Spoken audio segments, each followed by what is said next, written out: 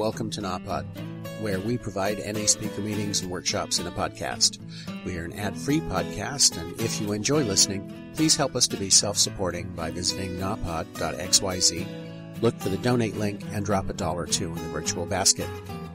If you're also in AA or have friends that are, please tell them about our other podcast, Sobercast. Sobercast features AA speakers and workshops in the same format as NAPOD. We upload a new speaker every day, and it's easy to subscribe by searching for Sobercast, that's 2 words, on any podcast player app, or go to Sobercast.com. Enjoy the podcast, and thanks for listening.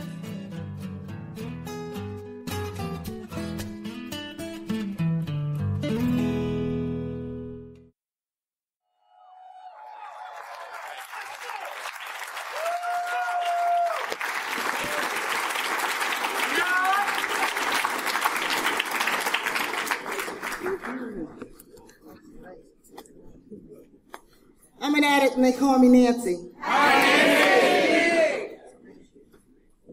First off, I just need to thank God for a program called Narcotics Anonymous. Thank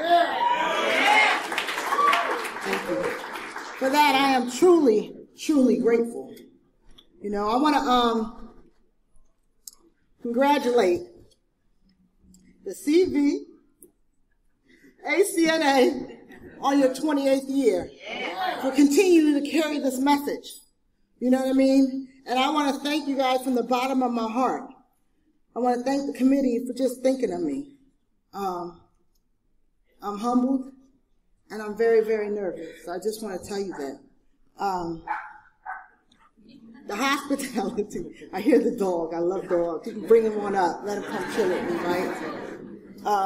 I'm getting a little hot, so I got to take my shoes off, get my clothes off.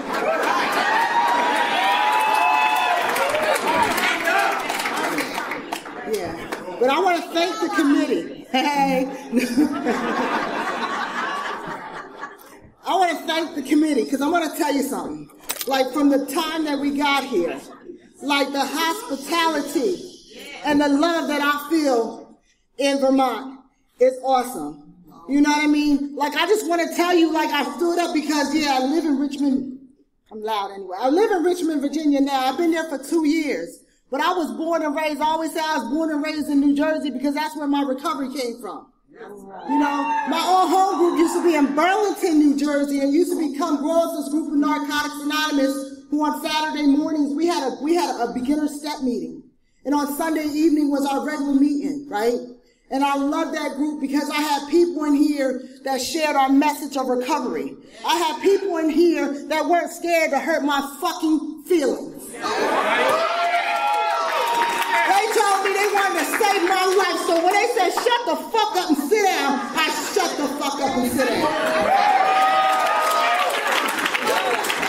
When they told me, Nancy, learn to sit your ass down for 90 minutes because you don't have to go out and smoke a cigarette. They told me come early and stay late. Get up, get your coffee, go use the bathroom and sit down for 90 minutes. Listen to our readings because you want to know what the fuck the program is? It's right fucking here.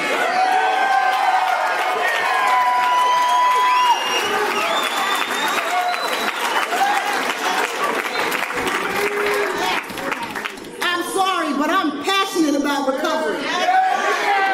Because this is the only thing that has saved my life. I brought my raggedy ass 5th edition.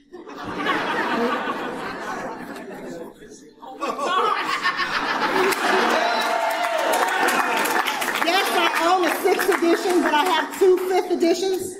Because when I first got clean, they said, get off your ass and go ask some women for some numbers. It wasn't about, oh, here you go, sweetie. I know you only got 30 days clean. Here's a meeting list. Here's some phone numbers. They said, no, Nancy, get off your ass, ask some women for some numbers. So, I had to get that off my way because it was on my heart. It was on my heart for us to have to hit there and say, shh, can y'all please keep it down? We shouldn't have to do that shit. Tradition 5. What is our message? It says the message is that any addict, they told me any addict, black, white, straight, gay, handicapped, old, young, any addict can stop using drugs. I don't know about y'all, but that was hard. Stop using drugs. Lose the desire to use and find a new way to live. Yeah! Our message is hope and the promise of freedom. When all is said and done, our primary purpose can only be to carry the message to the addict who still suffers, because that's all we have to give. And I share that because that's all I have to give. All I have to give is my experience, my strength, and my hope. For your newcomers, I ask that you please keep coming back. I ask that you use some suggestions that, I don't know, I haven't seen a meeting list over here, but back in the day on the back of our meeting list, I know in Jersey we do it, we have some suggestions. They told me to avoid people, places, and things. Sometimes that was my fucking family. Even though it said things you use with, my family, people, places, and things for me. They said come early and stay late. Coming early got you a chance, like I said, to do what you need to do, sit down, get to know some people, let some people see your face, right? And stay late because, sometimes, like they told me to sit down and shut up. So, like, if I needed to talk to somebody, we used to have a meeting after the meeting. We used to go to the diner. I ain't have no money. They used to take me to the diner. Don't use and go to meetings. Get and use a sponsor. Get a home group. I joined a place that I felt at home, and I'm telling you, like, I didn't feel at home in my own fucking house. But I came here and I met people who loved me unconditionally for the first time in my life. Keep coming back, it works. 90 meetings in 90 days for your smart-ass addicts. That means a meeting a day for 90 days. That doesn't mean make 2 meetings a day, I'm going to chill tomorrow, and then make another meeting. Use the phone and keep coming back, right? I just need to share this. Like, I went to the meeting yesterday, and some people, I think his name is Clyde, and another young lady was sharing on self-acceptance. I just want to tell you, you're not alone. You're not alone. I was introduced to the program. I was court stipulated to be here. I didn't think I had a problem. I thought I was cute and I was young, and I used to like to get high. I used to like to go, shh.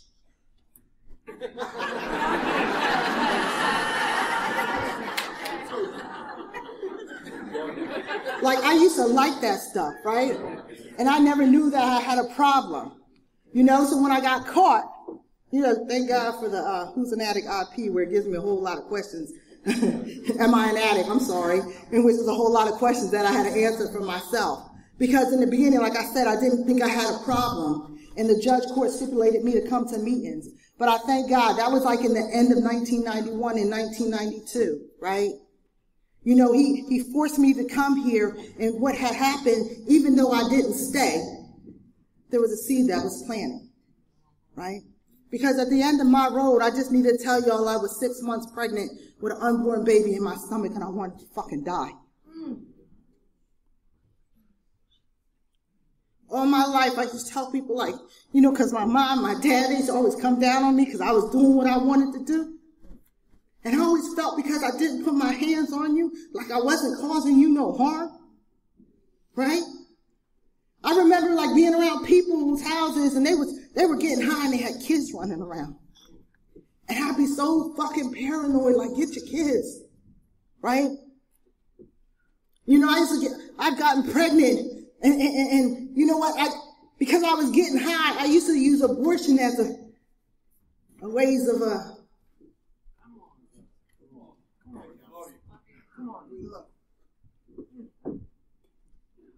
And this last time I got pregnant, I kept telling myself, because I thought, I was making meetings. It was, I'm going to tell you the date, damn it. August 1994. I got clean. I had a dude on my arm because y'all couldn't tell me shit. Fuck all that, you know what I mean? That stuff that ain't in the literature about staying out of relationships, right? It ain't in the literature. So, anyhow. So I came in here and dude was like, I can go for a baby girl. I was like, yeah. And the next time he did it, man, I was curled over saying something's wrong and all this and that. And 90 days later, when he left me, I did the only thing that I knew how to do, and that was use. I remember our literature talks about using against our will, and never in my life, like all the times I got high because I wanted to get high. And I remember taking all my money and going down to Mount Holly Gardens and, excuse me, I'm sorry, you got to go. Not comfortable.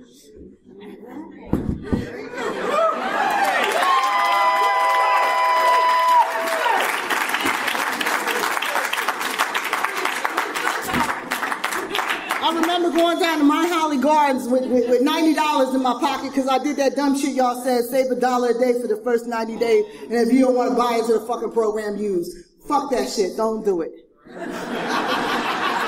Because I remember sitting in the crack house and all those people who I thought was my friends, and they was watching me, and they was like, what's wrong with Nancy?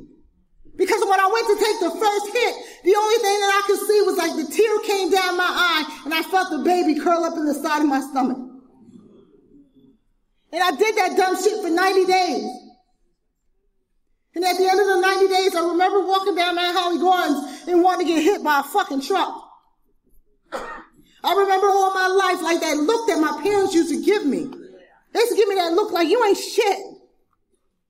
My dad used to look at me like, you're not my fucking daughter. And as a bitch, when you can't even look in the mirror, because you know you ain't shit. So I thank God for the rooms of Narcotics Anonymous and the prayers. That's why I'm telling y'all it's so important to sit your ass down. Because I believe that you guys prayed me in the rooms. The prayer we say in the beginning, the prayer that we say at the end, I believe you did that for me. Because I didn't trust myself and I signed myself in a fucking rehab. And when I left the rehab, they told me the same thing the damn judge told me. They said, you need to make meetings. You need to get a sponsor. And you need to start on that road of recovery. And that's what I did because my ass was on fire. I was willing to do whatever y'all told me to do. I joined the home group, and like I told you, the home group was come grow with us. And I joined it because, like I said, for once in my life, I never felt like I felt a part of anything till I came to the rooms of Narcotics Anonymous. The people that shared about self-acceptance yesterday, I want to tell you something. Like, I'm mixed. My dad is black and my mom is Japanese. I'm the youngest of 3. I'm the baby of the bunch. And I remember, like, when my dad settled out of the army, I'm an army brat too, so, I'm an army brat. So I remember when he settled in Willingboro, New Jersey, and he took us to this area which was all white. At the age of 5 years old, I remember being called a nigger. And on the other side of the road, I remember being called Jap. Like I never felt as though I ever fit in. Not even with the family. I was always the black sheep. You know what I mean? I was always the one that was the rebellious one. I remember like getting in trouble when I was in high school in juvenile detention, and my mom said, what the fuck is wrong with you? Out of all my children, none of them gave me trouble but you. I remember my mom telling me shit like something's wrong, like you're stupid. And as a little kid, you don't get it. Maybe she said it to my sisters and my brothers, but I didn't get it. So I walked around thinking that I was never going to be nothing. And when I started getting high, it was my escape. And now all of a sudden I come to the rooms of Narcotics Anonymous, and I hate to say it, like in my area at the time, it was the men who loved me. I got a brother who's 9 years older than me. You would never know it. I got a sister who's 5 years older than me. You never know it. Because it wasn't until I got to the rooms of Narcotics Anonymous that people started to love me. You know what I mean? Like I started to have men in my relationship on a platonic level. Because when I first got clean, like I said, I came in here and I was pregnant, so I was thinking in my mind, when you guys are trying to be nice to me, it was like, what do you want? Because my whole life, even in family, it's always been for somebody to do something for me, you always wanted something in return. And they didn't. They didn't want no ass, no grass. They used to tell me stuff, Nancy, if you get to the meeting, we'll get you home. Right? And I started to go on this journey, and I always say, like, this journey was called the 12 Steps of Narcotics Anonymous. Because when I got here, like I told you, my ass was on fire, and I was willing to do whatever y'all told me to do. I joined that home group. I had a sponsor, You know, I started to work some steps I didn't even know, because, you know, like one thing that I always said when I first got here was like, I didn't know what y'all was talking about when you would say, we're powerless over our addiction, that our lives have become unmanageable. And in my mind, I used to say, how the fuck that going to stop me from using drugs? But the one thing y'all told me it was an inside job. Like, I needed to get out the way, and I need to stop looking on the outside stuff and understanding, like, that unmanageability and that powerlessness was the inside piece. Right? Sorry, I'm a little nervous.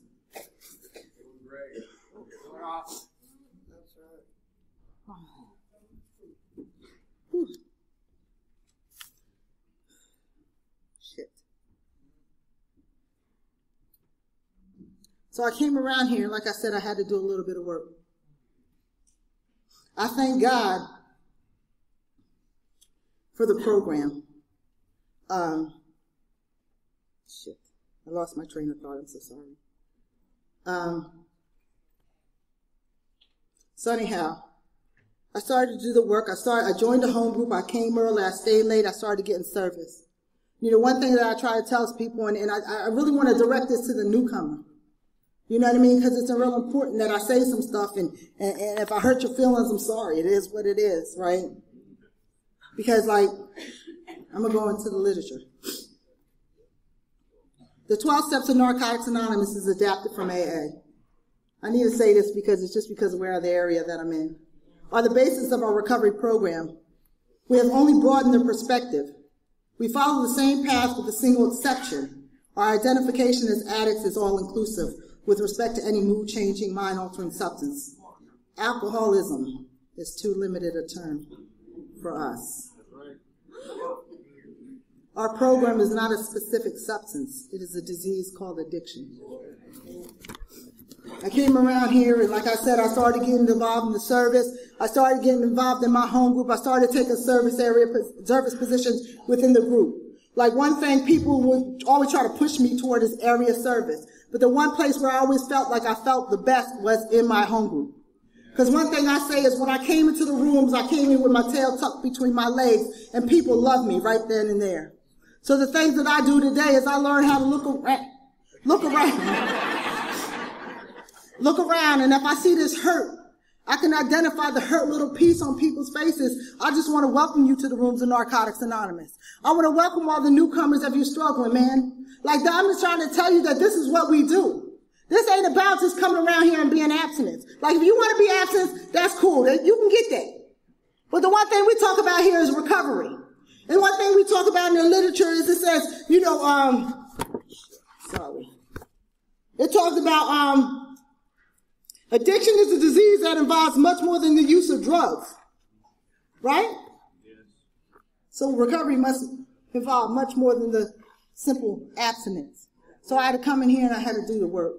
You know, I got clean, my clean date, and I wanted to put it out there. It's January 23rd, 1995.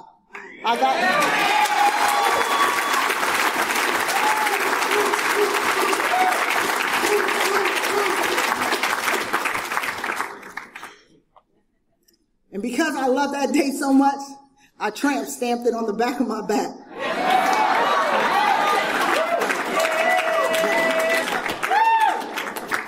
So I came around here, like I said, I got involved in a whole lot of stuff. I'm actually from the Burlington County area of Narcotics Anonymous in New Jersey. Yes, it's Burlington all over. But I'm from Burlington County. I'm a 609 girl. I represent the Eagles 100%. So I'm feeling you on your hat, right? So like I said, I got there and I started doing the work that was necessary. I remember like writing on my step work, and I need to tell you, man, like I told you, I didn't get along with my mother and my father. Like for a long time when I was a little kid, like I remember my father like going out and not coming back home. I didn't know where he was going. And my mother's Japanese and we come from this, my mom was born and raised in Japan, so she has some cultural shit. You know, like if the man cheats, the woman thinks it's her fault. She commits suicide. She takes the kids with her. So like growing up, I didn't know what was going on, but I used to see my mother crying about some shit. It's because my father used to always go out and go with his girlfriend and bring his ass home. You know, I understand, like, you know, in the beginning, I didn't understand. All I knew is I hated him. I hated him. You didn't have to stay here. We'd have been all right. You know, and then I got into recovery and I had to start doing some writing. And I remember writing on that 4th step. I remember writing how much I could not, because I thought the 4th step was about resentments. I'm sorry, I didn't know it was about looking at me at the time. So I remember writing about my father. He was up there. I couldn't stand him and all this other stuff. And I remember with 2 years clean, like writing and crying, because one thing y'all told me is like, when I write on that 4th step, regardless of how I'm feeling, let the emotions come, Nancy. If I cry and I stop, like tomorrow night, how about you just say a prayer and do it again? So I remember crying and like I need to tell you, back in 1992, my dad was diagnosed with cancer. He has had lung cancer. He had half of his lung removed, and I was getting high. I ain't have time for that shit. So when I got clean, I felt like God gave me an opportunity to be a daughter to my father, a daughter to my mother, a sister to my brother and my sister, right? A brother to my daughter. Like, I thought all these things, and I remember at 2 years clean, the doctors telling us that the cancer came back. I'm in the middle of writing a fucking 4th step. I remember like it was maybe, it was like right before Father's Day, June of 1997. And I remember one day my dad coming up to me, he says, you know, I can't stand you as a daughter. No, I can't stand you as a person, but I love you as a daughter. I hate you. I hate you as a person. I had 2 years clean.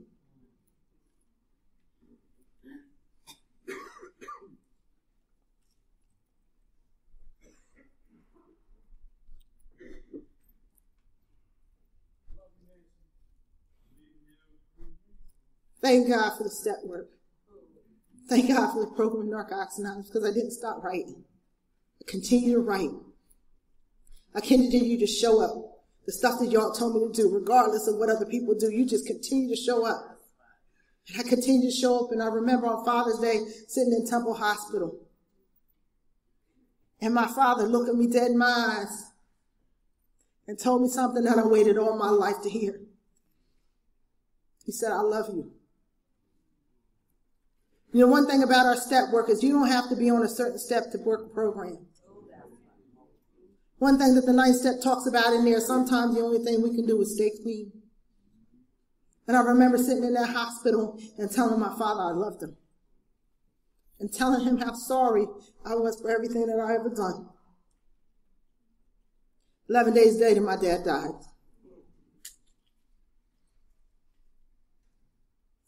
And I always like to say, like, thank God for Narcotics Anonymous, because I'm telling you, when life on life's terms shows up, you got to ask your question. What are you going to do? I remember sitting in the house, and I remember the medical examiner coming and taking him away. And when they took him in a body bag, my mom was looking at me like, where you going? And I got in my car, and I just took off. They thought I was going to get high, because that's all I ever done. But I took myself to a Narcotics Anonymous meeting. And I need to tell you something, like all my life, like I always thought, like I really ain't get along with the women. Y'all women always try to sleep with my man. My man wasn't nothing but a dog any damn way, So when I came to the rooms of Narcotics Anonymous and y'all told me stuff like, you know, women get with the women, Nancy, you need a woman sponsor and all that other stuff, I was like, yeah, all right, I'm going to try it for a little bit. But what I told you when I got to my home group, man, it was the men who took me underneath their wing. It was the men who loved me up. It was like I was looking at them women like, I don't trust that bitch over there. She don't like me. But I need to tell you, when we went to that funeral, how in the front row of the funeral, because my dad's from the service, so we had to go all the way in the Army base, which was like 30 minutes away. And we were sitting up in there, and it's family, and it's family. And then when I turned around and looked behind me, it was Narcotics Anonymous, Narcotics Anonymous, Narcotics Anonymous. And how about that bitch that I said didn't like me was sitting in that damn meeting? I was sitting in the damn funeral home. See, sometimes I need to get my own experience like that. You know, sometimes like I started to see things happen in my life, and I would say, wow, like there is a God, right? Like I didn't use that 2 years clean. I kept doing what y'all told me to do. I was in service in meetings. I ended up getting a job. I was working full time. You know what I mean? There was a gentleman in my area called Jimmy G, and he was like older than me. Jimmy was older. And Jimmy said, I'm going back to school. I said, good for you. See, my mother told me I was stupid and I would never amount to nothing. He said, but you can do it, Nancy. I was like, nah, I can't do that stuff. You know what I mean? And, right after my dad died, I remember having a dream and him coming to me in the dream and telling me I could do anything I wanted to do. And that following semester, I signed up. I took one class at a time. I signed up at BCC, Burlington County Community College. I took one class at a time. I remember taking a pre-algebra class and being scared to death. At that time, I was 32 years old, sitting in the class with 18-year-olds, feeling less than. Someone said, no self-acceptance the other way, low self-esteem, and none. I didn't think I could do it. I remember walking to the phone and calling the attic and asking for some help because I didn't have the money to buy the books. I was on welfare with a little baby. And they said, Nancy, do the same thing we taught you to do in Narcotics Anonymous. Get the fuck out of death row and come up front. Sit up front. Ask questions. If you don't understand, ask the teacher, but that's what you need to do. You need to come up front. And one class at a time, continually keep my recovery first. I was making more than 3 to 5 meetings a week. I was working full time later on. I started in 1998, and in May of 2003, I graduated with an associate's degree in business administration.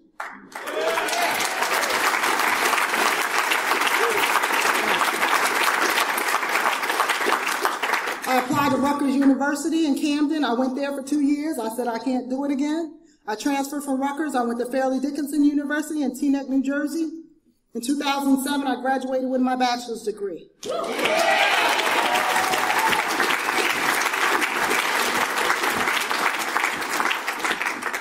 Working still full-time, taking over a full load, 15 credit semesters. 2008, I graduated with my master's degree.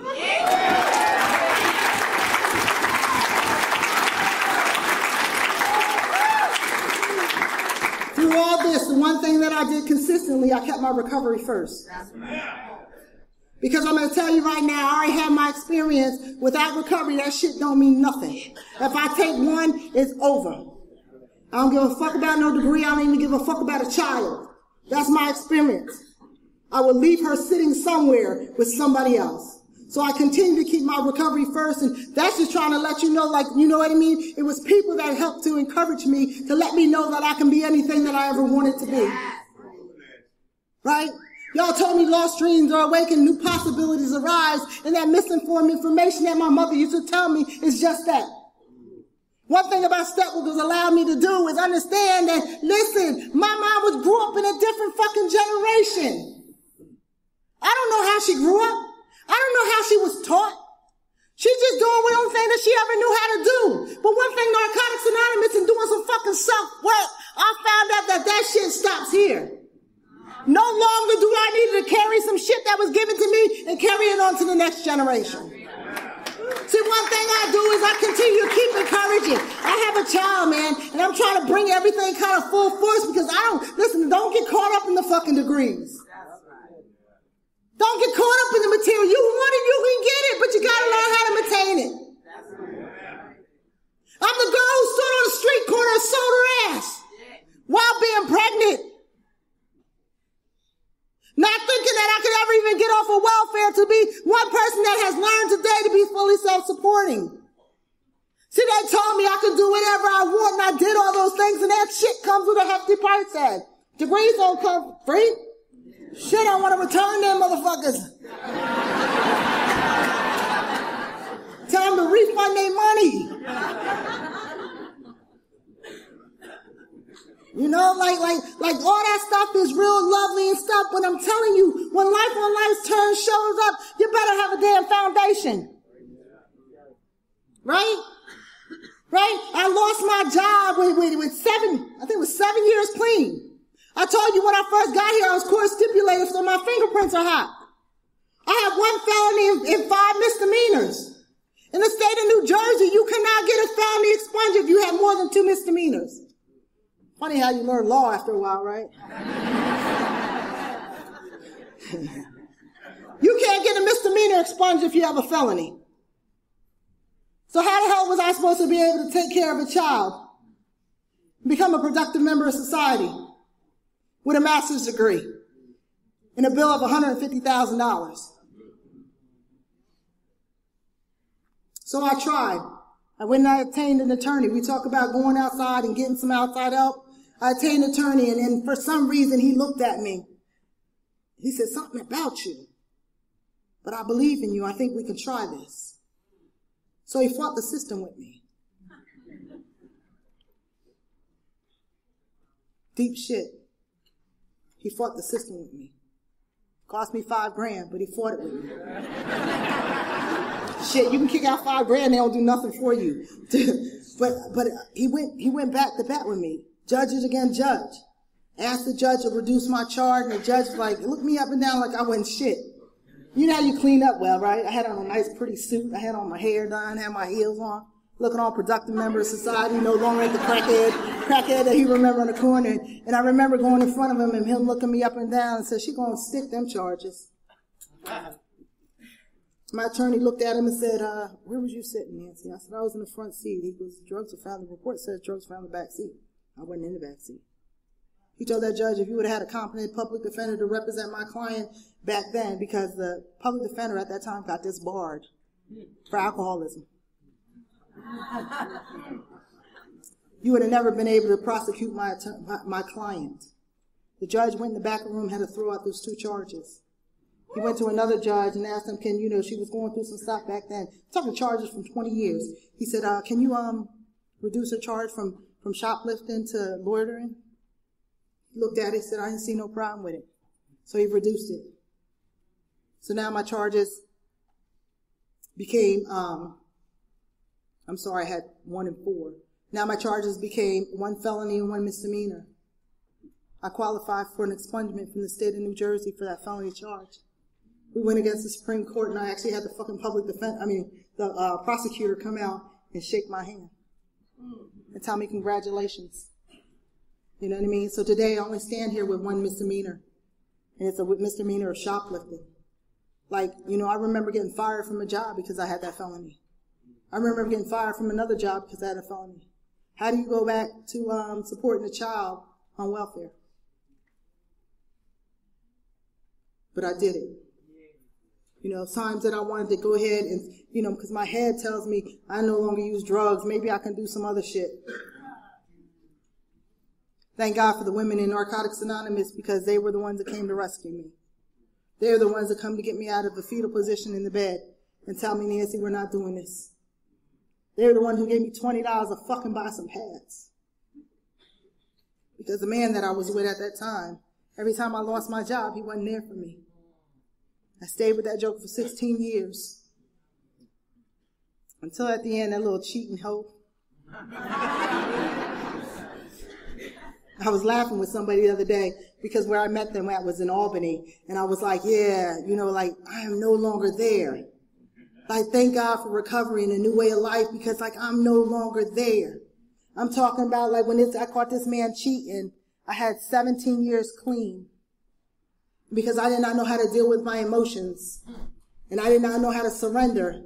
I went to his door when he had a female in there. He said, don't bring your ass over here, Nancy. I said, you forgot who the fuck I am.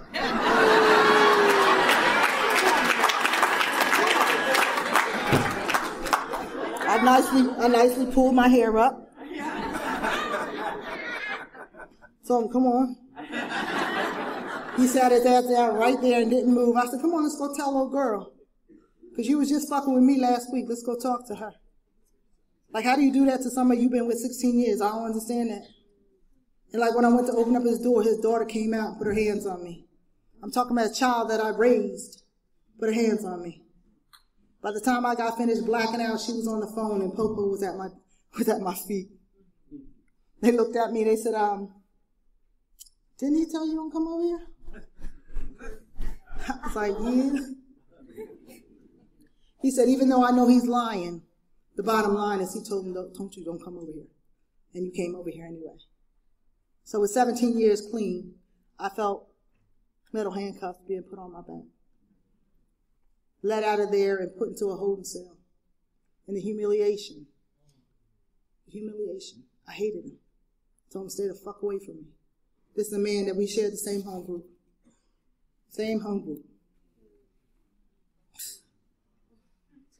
I used to sit there, he would sit there.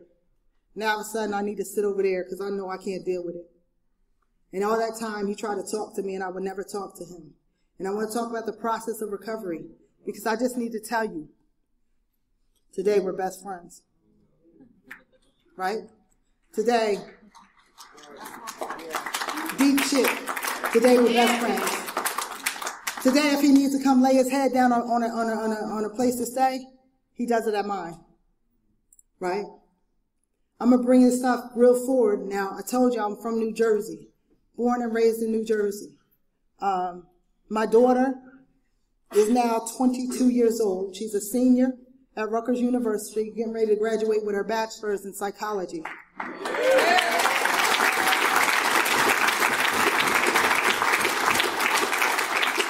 Right.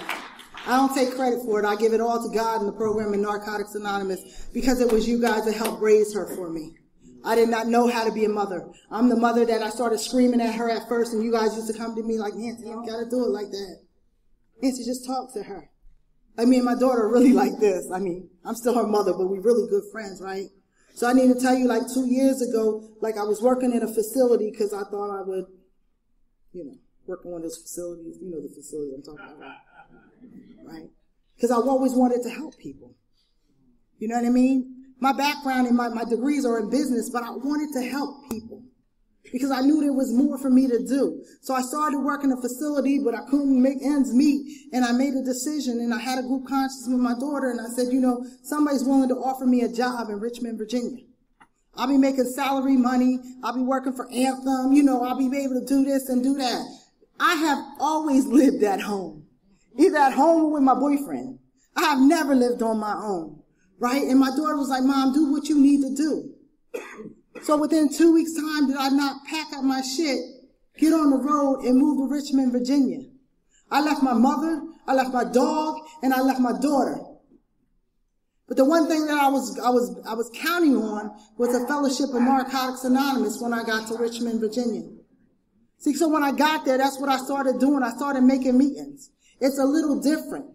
When I told you earlier today, thank you for sharing our NA message, that's what I meant. Because while I'm down there, I see people with 25 years talking about I'm clean and sober. Sober what?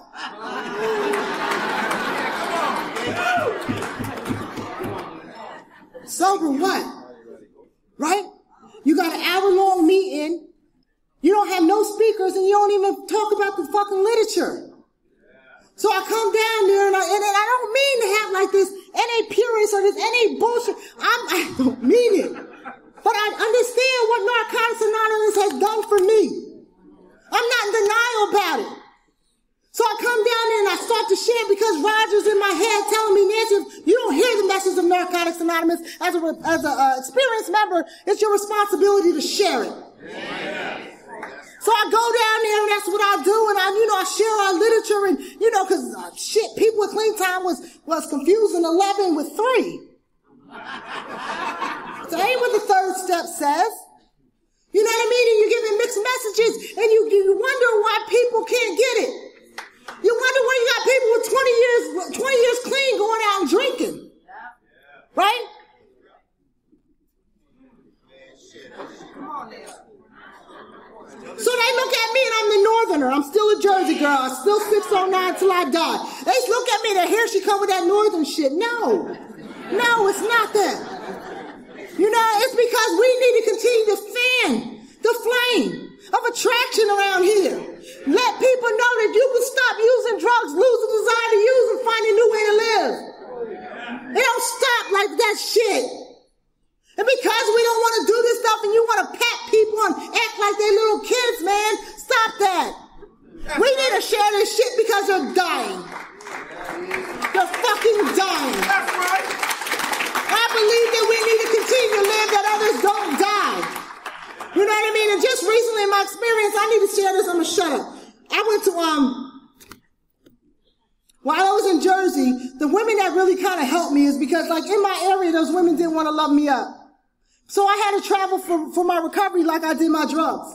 So I started to drive to Atlantic City.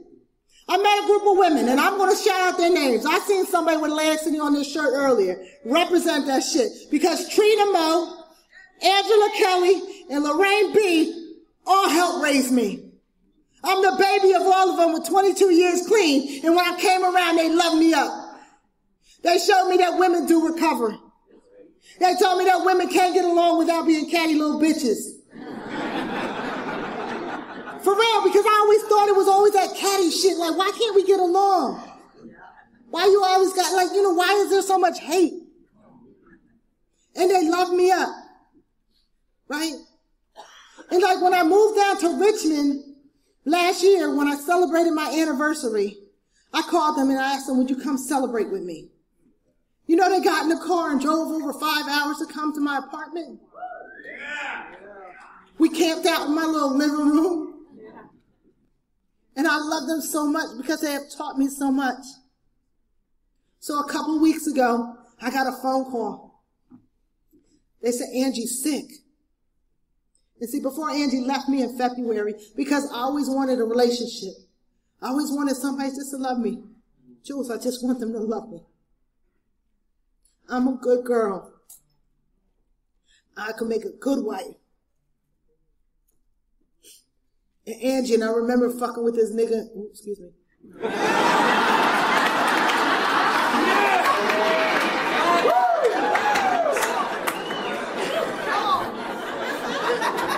I'm taking responsibility because it was a choice that I made. I messed around with this dude that had a woman. So when he would leave me, he would go home with her. I started to feel like that stuff with my dad. And it was killing me. It hurt so bad.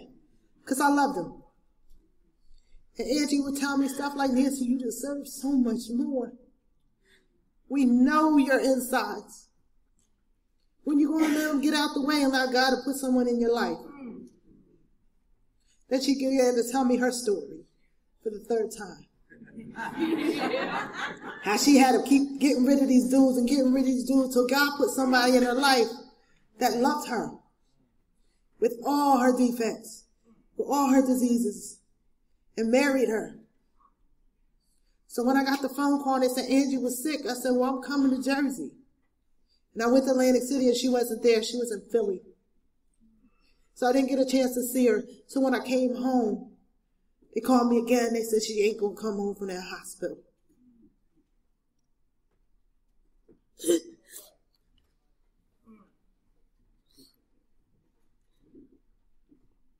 Two days later, she died. Narcotics Anonymous has told me and shown me how to show up. So I got in my car and I drove back to Jersey. And when I seen Trina, she just cried. And she said, baby girl, you rock. Because she knew the only reason I came up there was to support them.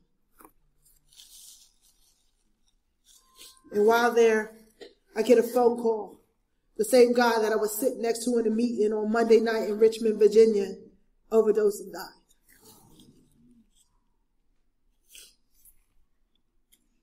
I don't get caught up in that. Because guess what? I did the best I could do.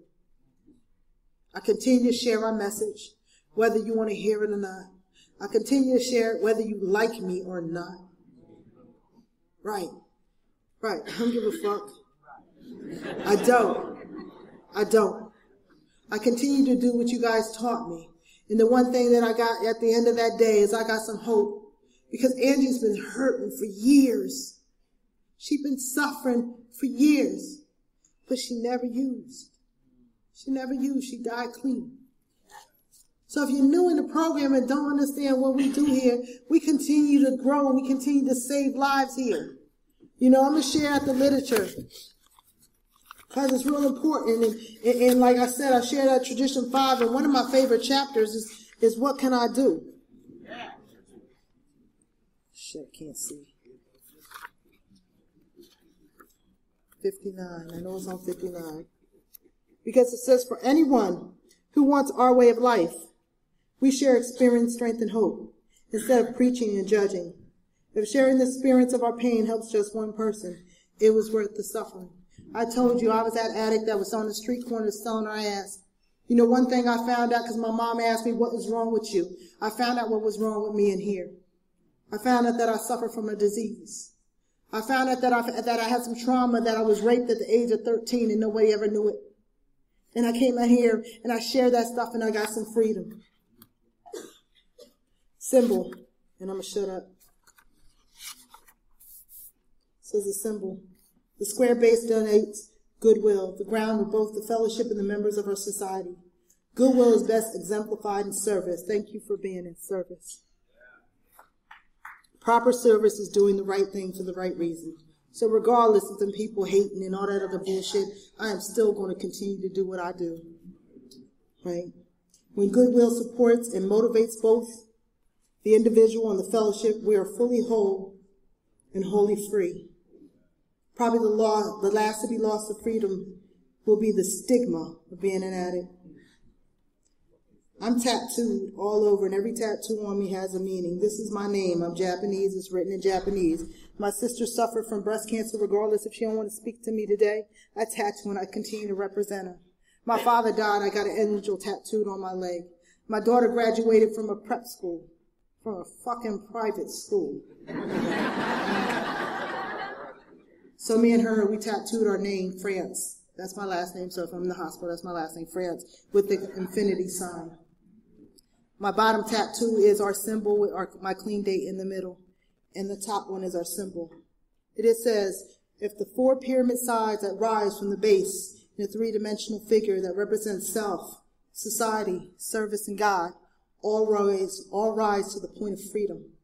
All parts are closely related to the needs and the aims of the addict with seeking recovery, to the purpose of the fellowship, which is to make recovery available to it all. The greater the base. So that lets me know that all of us can fit in here, white, black, straight, or gay. Like, it doesn't matter. We all fit in here. We all belong here. As we grow in unity in numbers and in the fellowship, the broader the sides of the pyramid and the higher the point of freedom. What I have tattooed at the top of my pyramid is freedom from self, because the only person that jams Nancy the fuck up is Nancy. And when I continue to do the work, guess what? I get freedom. And that's all I ever wanted. Thanks for allowing me to share.